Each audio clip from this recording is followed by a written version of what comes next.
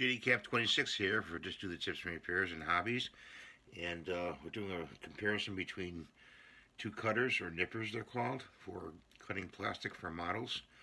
And the first one is the Gundam Planet, and the Gundam Planet has short teeth and one chisel edge, and they're in a small reach, and they're spring loaded with a little adjustment knob right there, if you can see that. The second is the Tamiyas. The Tamiyas are sharp pointed with a lot of reach, and they're a little bit slightly curved. They have a spring with no adjustment. And we're going to see how these two cut, how flush they cut. We have a piece of plastic here, stock, and we're going to do that now. So I'm going to go just about midpoint and cut this end off like that. And it gave a slightly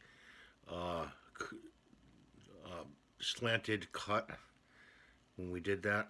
Okay, so let's try the Gundam Planet, and we'll do the same thing on this end and cut it, and that gave more of a flush cut.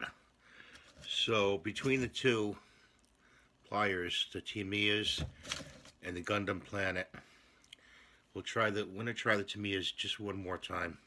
That's the Gundam Planet. Just one more time, just be sure. We're gonna put them more inward, and we're gonna cut.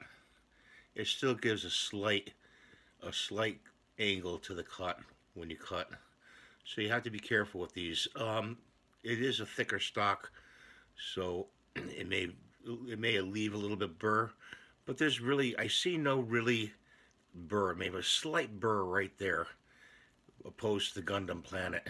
Right there, there's hardly any, if not any. So these are two top cutters.